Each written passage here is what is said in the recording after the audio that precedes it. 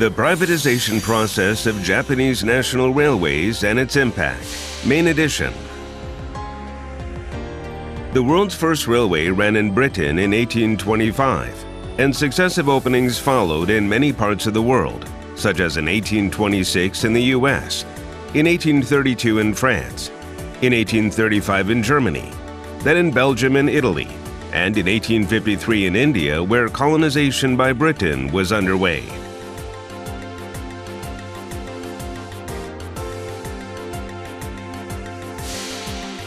Around 1868, Japan considered it necessary to facilitate economic growth by promoting modernization and realizing smooth transportation between local areas. It was exactly the railway that could play a major role in its attempt to overtake the civilization of developed nations in the West. Thus, the first railway in Japan opened on October 14, 1872, connecting Shimbashi to Yokohama, a distance of 29 kilometers. At an average speed of 32 kilometers per hour at that time, it took 50 minutes from Shimbashi to Yokohama.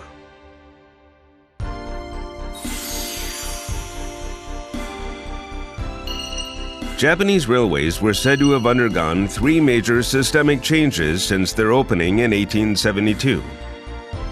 We will look back on the history up to the privatization of the Japanese national railways, the third transformation which is considered to have brought the biggest impact.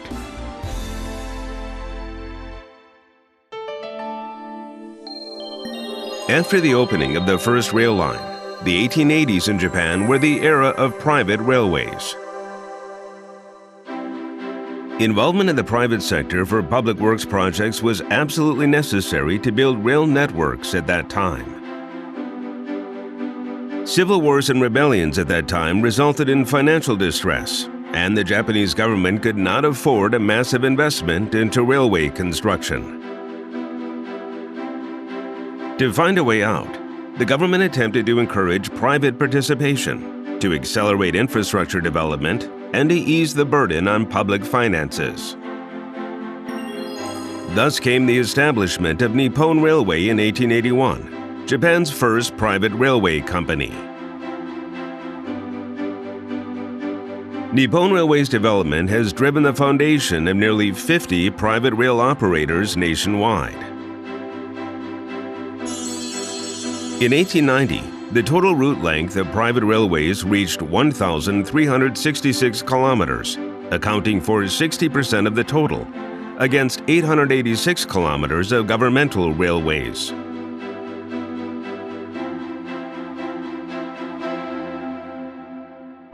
But the era of private railways lasted only for a quarter of a century before it was followed by the first major change. Demand for nationalization, or the unification of private and governmental railways from the rail sector and the economic circle, became stronger because of economic decline after the Great Depression, the need for a unified transportation system linking the domestic network and that of Korea and China after the Russo-Japanese War, the rising necessity to improve transport capacity due to a structural shift from light industry to heavy industry, and so on. Against these calls and backdrop came the proclamation of the Railways Nationalization Act in March 1906. 17 major private railways were purchased by the government from October 1906 to October 1907. People call government-owned and operated railways Japanese Government Railways, JGR. Thanks to this, the total length of nationalized rail lines throughout Japan reached 4,806 route kilometers, enhancing transport capacity. Thus, government-owned railways have become a dominant player in land transport as the main artery on the ground.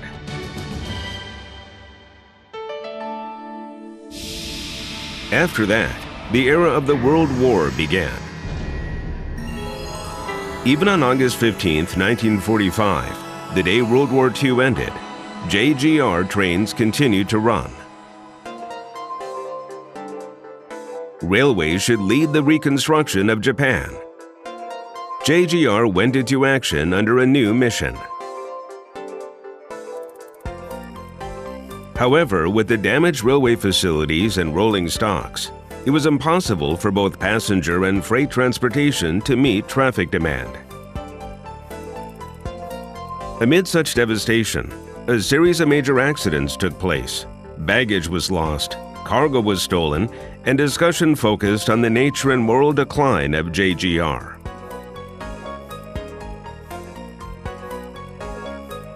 A drastic system restructuring of JGR was required to normalize transport as soon as possible.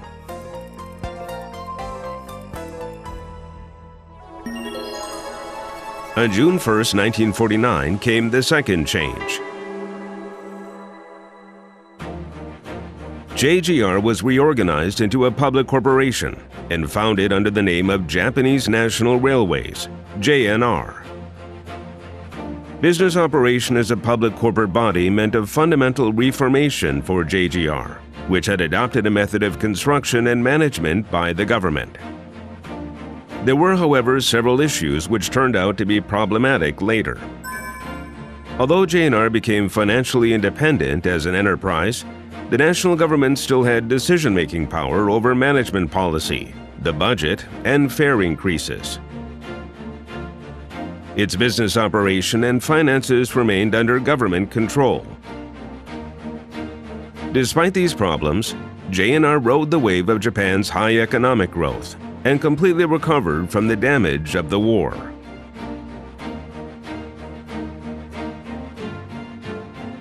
Advanced engineering technologies that had been fostered by JNR's long history brought the Tokaido Shinkansen into existence in 1964, making JNR one of the leading railway operators in the world.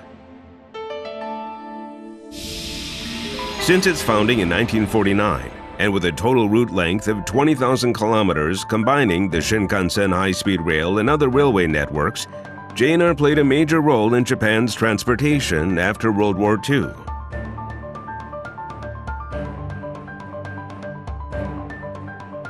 However, in those days, high economic growth drove rapid motorization, and air transport made remarkable progress.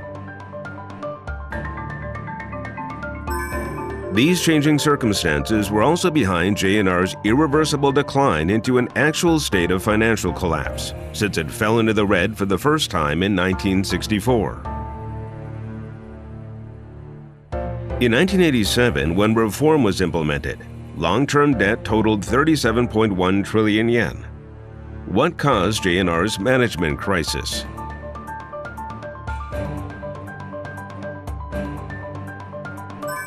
It is said that this was mainly because JNR could not operate flexibly in response to the changing business and social environment due to its system as a public corporate body and an organizational structure which forced uniform management of the whole country.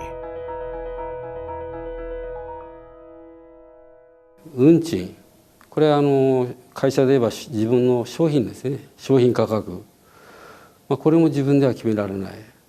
それから社員の給与、それから設備投資、それからその路線の撤廃とかいった極めて重要なね、経営事項の決定は、行政政治に委ねられると。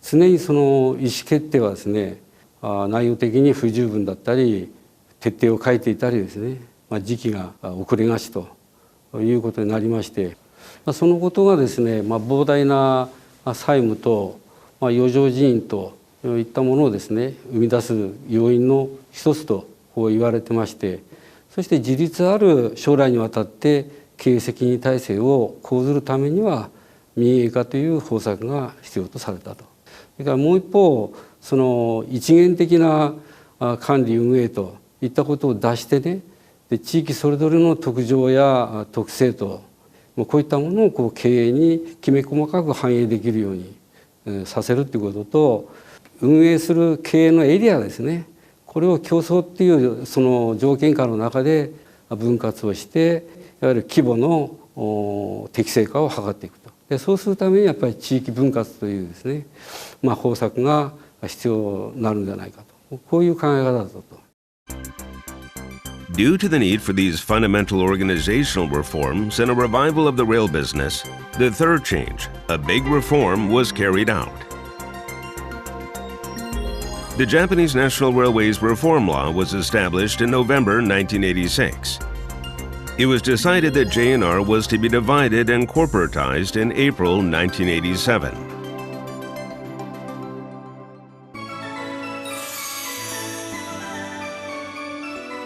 Let us look at how J&R was reformed. The first measure of reform was to divide J&R's passenger rail business into 6 regional entities.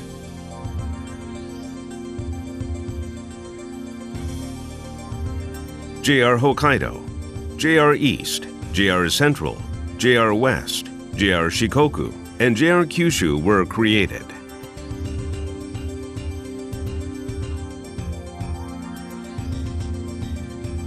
The freight railway business was to be managed by one company, JR Freight, which would provide nationwide service due to its long travel distance and operation over the rail lines of several JR passenger companies. Next, long-term debts of J&R, which amounted to 37.1 trillion yen, were settled. 25.5 trillion yen of that was transferred to J&R's Settlement Corporation, which took over the rights and obligations of J&R according to the J&R Reform Law, and liquidated through the sale of land owned by J&R and stocks of each JR company. Other remaining liabilities were assumed by newly established JR companies and others.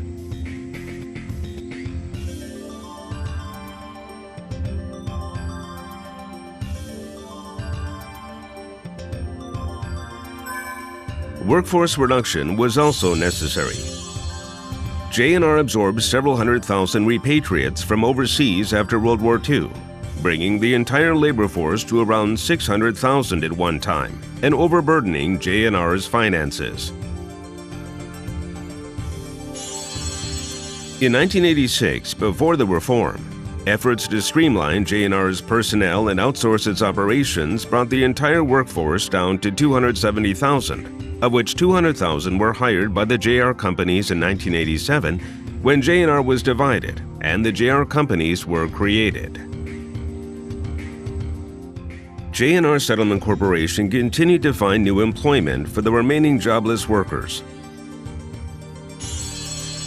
Afterwards, each JR company became a stock company and obtained management freedom comparable to other private enterprises, but still required support from the government.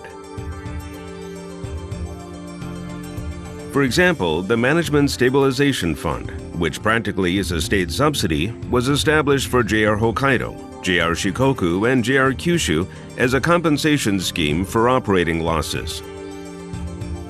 In addition, the track usage fees JR Freight pays to JR passenger companies that own the infrastructure were limited. At this point, each JR company was a special company with shares wholly owned by the government. From here, they set off on a race to sell all the shares to the private sector for full privatization. Their true management philosophy, a customer-oriented railway business inherited from J&R, resumed. Thus, on April 1, 1987, the division and corporatization of J&R took place, creating 7 JR companies. The newly created JR companies had to be exposed to tough competition in the transport market as private companies, just as other railway operators.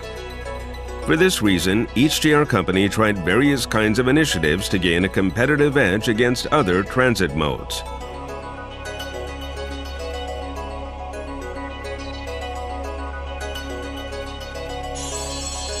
They re-examined their operations, accelerated automation and computerization to dramatically improve productivity, and provided railroad transportation service suited to user needs. They sought to increase transport revenue through enhanced service quality and to reduce costs by streamlining business and increasing efficiency as well. JR East, JR Central, and JR West were in the black in the first year after corporatization. Although in the early years of their founding, the JR companies were special companies of which J&R Settlement Corporation held all shares. JRE sold all its stock to private investors in 2002, followed by JR West in 2004 and JR Central in 2006. JR Kyushu did so in 2016, and these 4 JR passenger companies were fully privatized.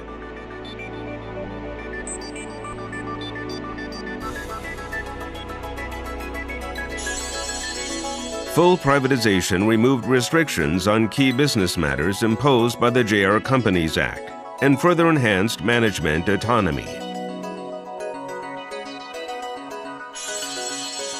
Though in its later years, J&R was a recipient of as much as 600 billion yen in government subsidies, the 7 JR companies have grown and paid more than 300 billion yen in taxes in fiscal year 2018. As for rail fares, which used to be raised almost every year during the J&R era, they were kept almost unchanged amid rising prices after corporatization, earning widespread praise from the public. The number of employees of each JR company fell dramatically because of outsourcing, operational review, and other measures. Work done by humans has been modernized and computerized. Automated ticket gates have been introduced, and labor saving in the maintenance work of tracks and overhead contact lines has been progressing.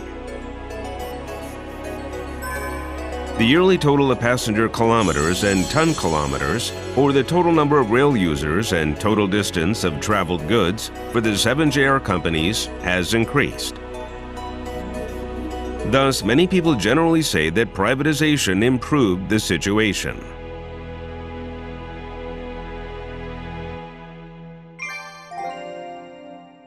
What has changed within the organization? At JR East, the principle of prioritizing field sites was adhered to, according to the intention of President Shoji Sumita. President Sumita visited the Gemba, or field sites, without prior notice and listened to the employees. He did not have a president's room, but rather shared the office with other board members so that corporate culture with active communication could take root. These approaches showed his determination to shift from a centralized corporate system toward management based on actual situations and the opinions of employees. Also, each employee was expected to think and act on their own instead of following others as they had done before.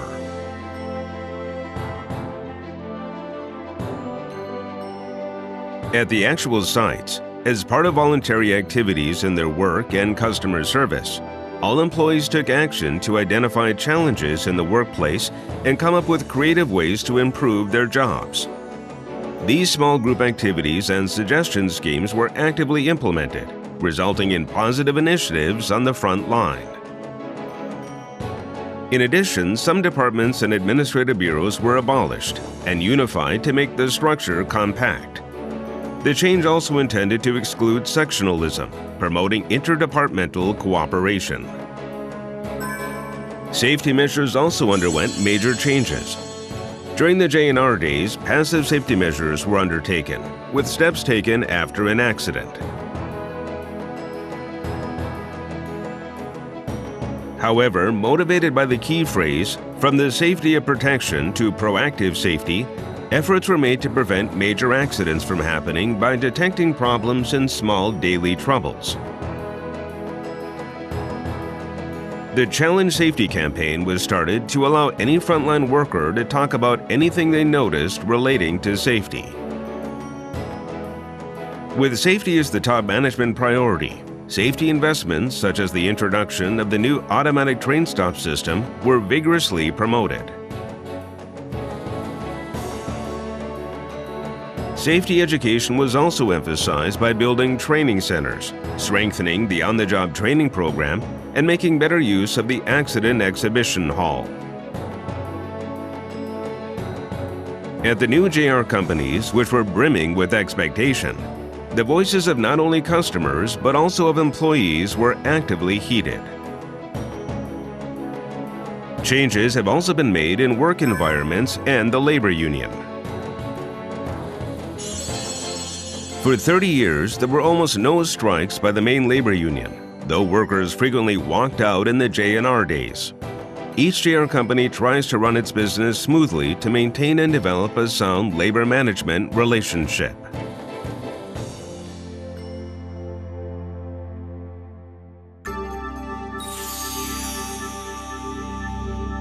Issues such as undisciplined workplaces cause frequent train service delays at J&R. But each JR passenger company has significantly improved passenger service levels, so train tardiness due to neglect of duty and the like has greatly fallen. Moreover, an increase in train speed and train service has resulted in a rise in ridership. The total number of conventional train operations for the 6 JR passenger companies went up 20% compared to that of 1987, when the 7 JR companies started.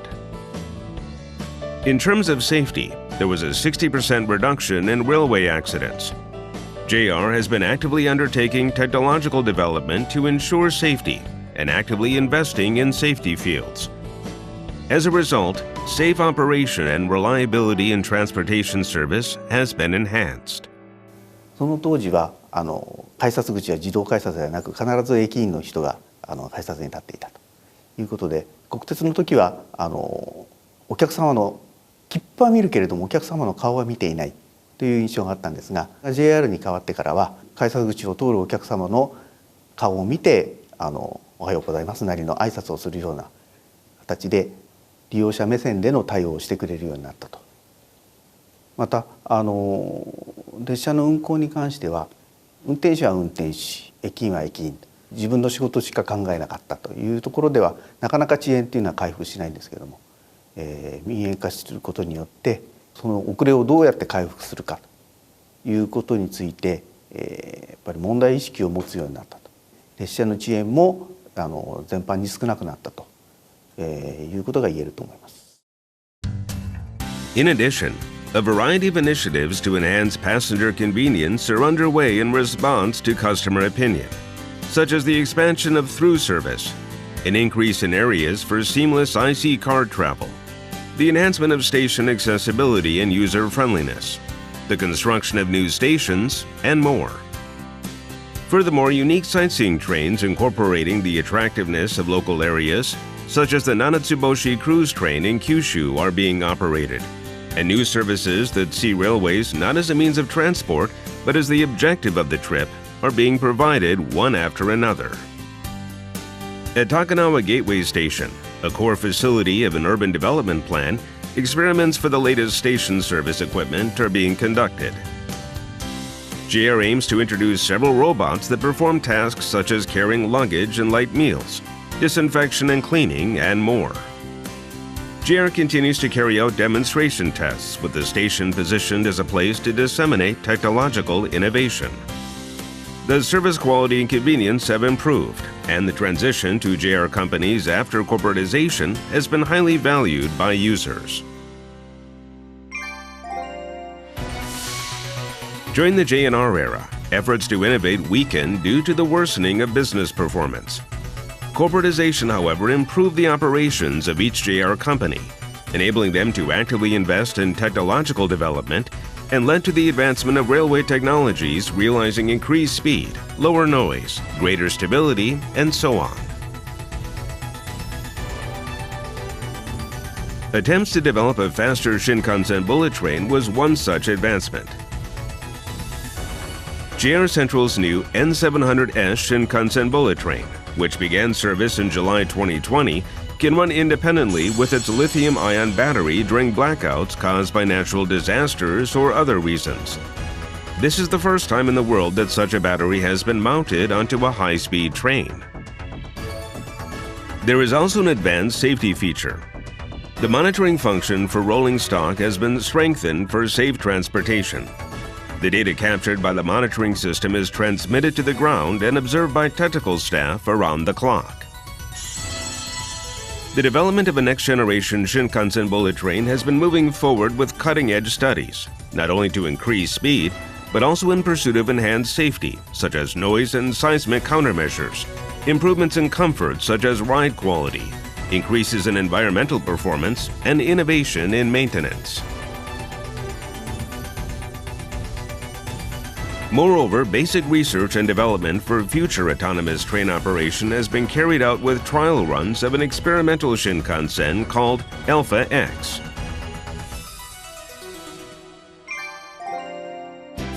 Railway companies have pursued residential area development along rail lines, responding to population concentration in metropolitan areas even after the high economic growth period. Currently, each JR company is again showing increased interest in the development of areas along their rail lines. This is because the railway operator could play a huge role amid the realignment of big cities in response to falling populations along rail lines and the declining number of new residential projects. Development along railroads can induce a concentration of core life-related facilities. JR is expanding new business inside and outside the station. It is especially keen on making use of stores in the station, or Ikinaka shops. JR's desire to increase non-transport revenue and customers' desire to enhance convenience in shopping overlap very well. Railways play an important role in town planning as well. Each JR company is spearheading its own efforts to develop terminal stations in urban centers, staking its future on the effort. Redevelopment projects of station plazas will increase commercial floor areas, and effective incorporation of public facilities will enhance their function as hubs. Extremely high expectations have been placed on JR companies to play a key role in town development.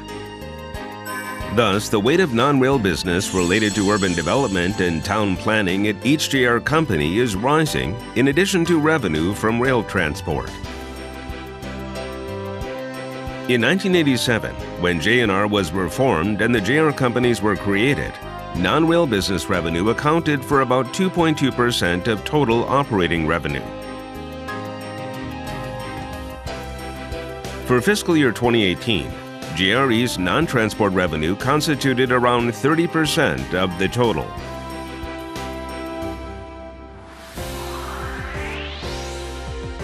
Railways have driven the modernization of Japan since the late 19th century.